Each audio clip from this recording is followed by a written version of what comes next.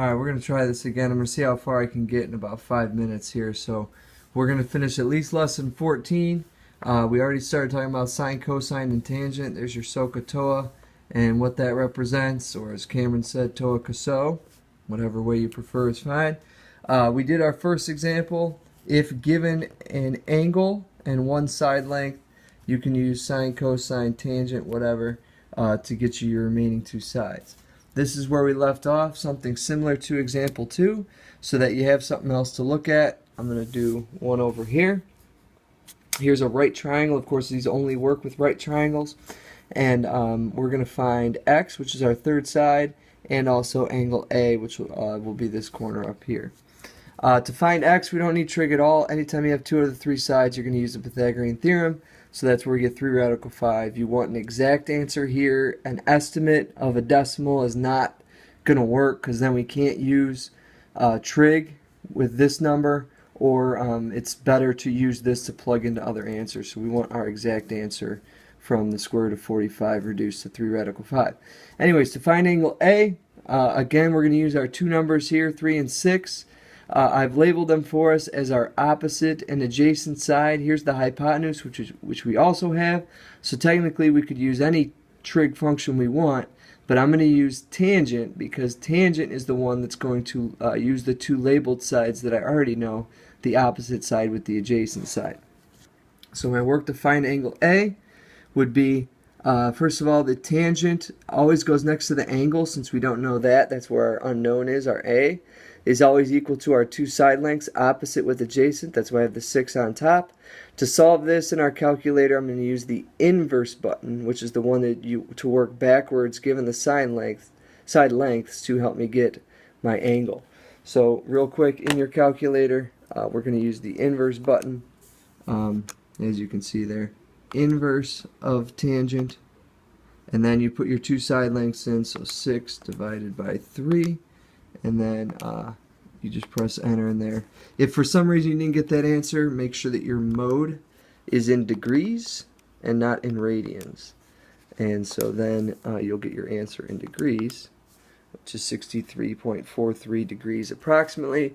So basically, with sine, cosine, and tangent, if your goal is to find a missing angle, you're going to use that inverse button like that example right there. If you are missing a side length and you already know an angle, you're going to use your normal sine, cosine, tangent like in example 1.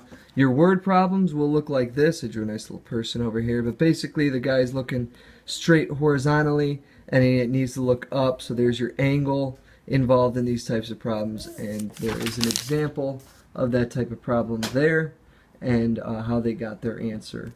So again, this one we had the angle, so we used our normal tangent function to get y in that case.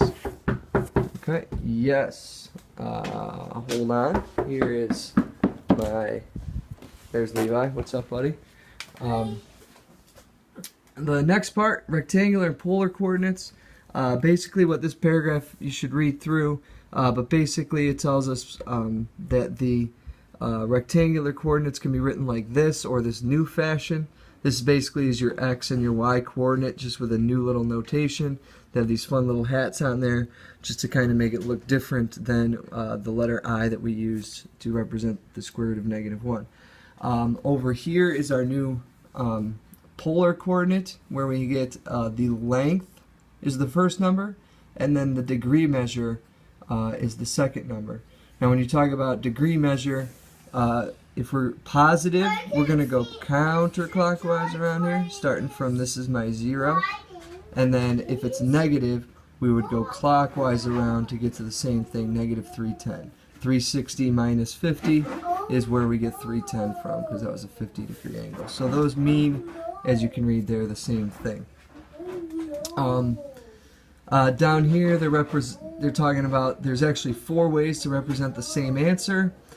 Positive length means you're going from the center to that point, or in this case, you can actually back up to that point. So you can use this angle, and then a -6 length will go from that angle and work away from it. So there's actually 4 separate ways to represent an angle. So we'll do an example of that as well.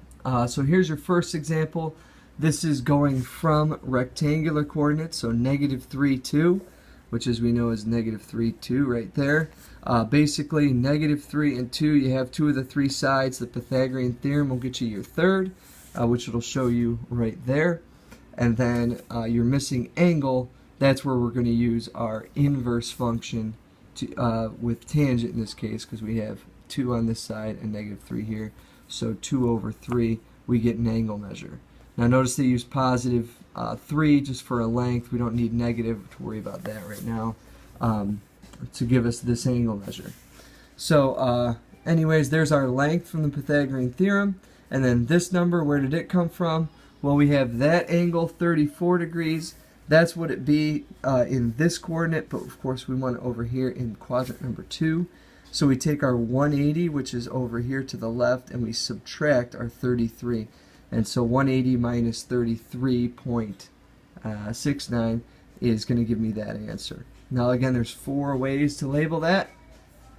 So option number 2 would use the same angle but with a negative. So instead of going that way, go this way. So that'd be 180 plus my 33. And I'd use a negative to represent the direction I'm going.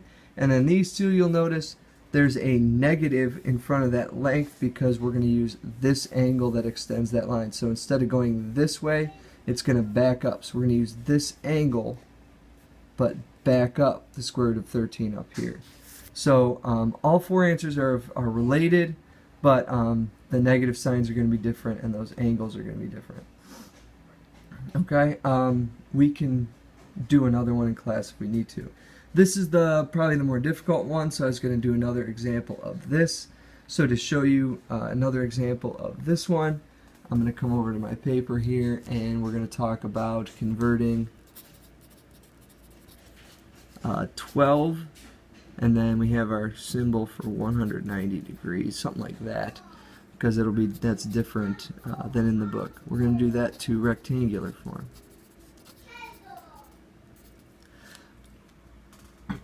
Okay, so first off we're going to draw it. Okay, this is my 0 degrees, 90 degrees, 180. That's if we're going in the positive direction, which we are here. Okay, so if I want to go 190, I'm going to start here.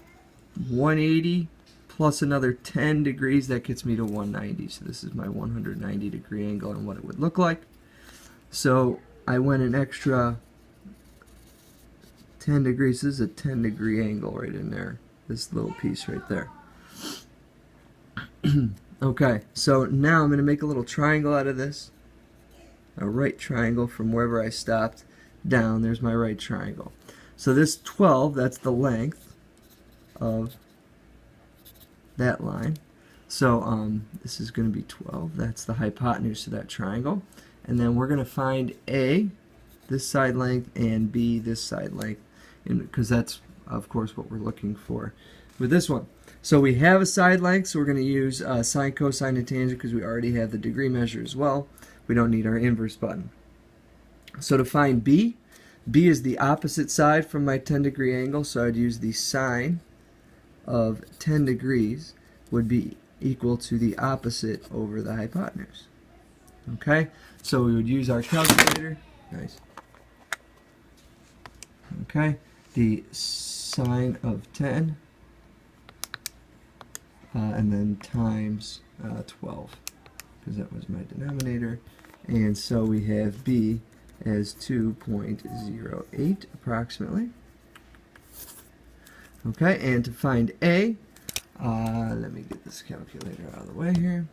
To find A is the adjacent side to my angle, so I would want to use the cosine function because the cosine represents the adjacent side over the hypotenuse.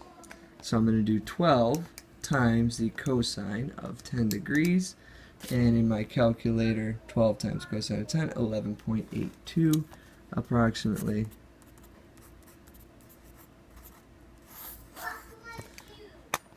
Buckle my shoe. Yeah, so then I just put that in that new polar form. So I have my my B and my A. Now, of course, this is in A is my x coordinate, so I'm going to use A as my first number, 11.43, and I went to the left, so it's negative, and I got my little I with the hat on it, comma, nope, no comma, that's for if we're doing it the other way. And then 2.8, we went down, so that's also going to be a minus 2.08. And then my J with the little hat on it.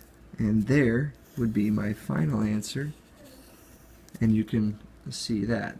Again, it went left for my x coordinate, down for my right coordinate. So please do page number 113 and 114. 1 to 30 for Tuesday, and that would be our assignment. Good luck. See you Tuesday.